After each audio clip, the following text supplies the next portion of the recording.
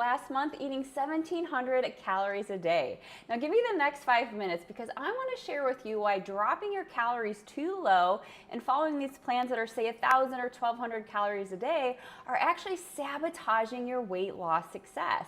And I've actually even put together a weight loss calorie calculator for you to really simplify this process so you can figure out in just a quick minute how many calories you should be eating a day in order to lose weight. So to grab that, just type calorie in the comments down below and I'll get that over to you in Messenger.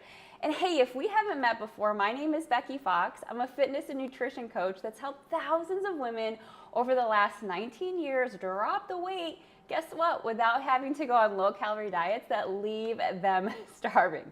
All right, so let's dive in because I know where you've heard this before, right?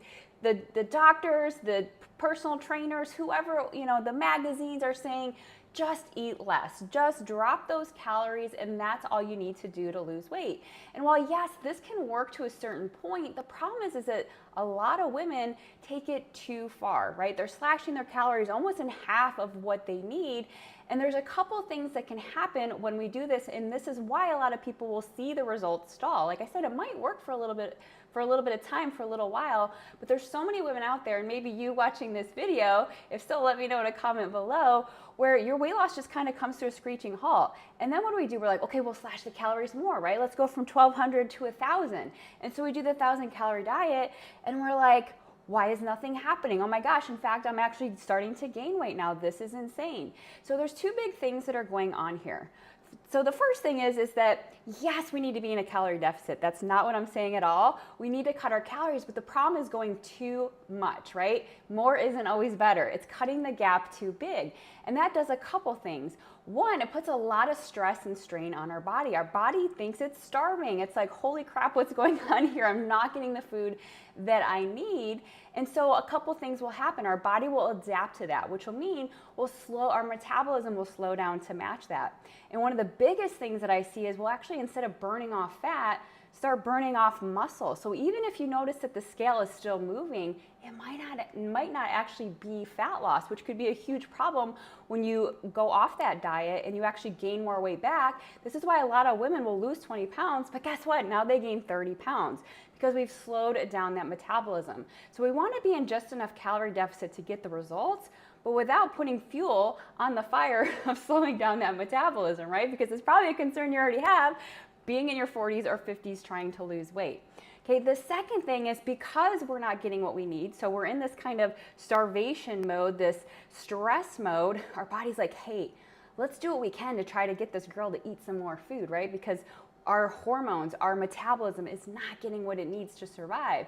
So now all of a sudden your cravings go up, your hunger goes up, your energy kind of tanks and down in the toilet, right? These are all signs of your body saying, hey, give me more food. And it's trying to get you to eat more.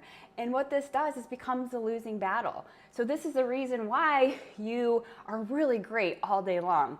And then all of a sudden at night, you're just like shoving food in your face, right? You're like, oh my God, I was so good eating low calories during the day, and then you just can't stop at night. Or maybe you find yourself doing really great Monday through Friday, but dang, Saturday comes and you're like, holy crap, I'm gonna eat everything in sight, right? Because those cravings are ramped, because that hunger is ramped up, and the more we restrict, the more those things are gonna just fire off, and it's gonna make it even more difficult to stay on track. So this is also why a lot of women will not only not get results on those low calorie diets, but they really, really struggle to stick to them for any length of time.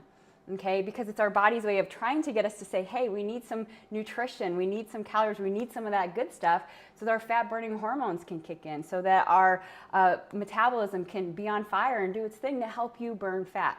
Okay, so it's really important when we're trying to drop the weight, yes, we need to be in a calorie deficit, but we want just enough to get the result, just enough that our metabolism can still rock its thing, be on fire, that we can lose fat and feel good in the process, right?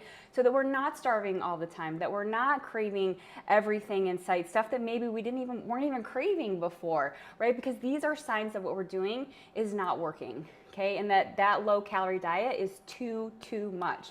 So like I mentioned before, just like Karen, you can actually, so she was one of those people that was eating really, really low calories. So she was eating about 1,300 calories a day. We bumped her up to 1,700, and now she's losing the weight. She's lost that 5 pounds, and she's still going strong. So if you want to know how many calories you should be eating a day to lose the weight, then drop calorie down below, and I'll get that sent right over to you. All right, thanks for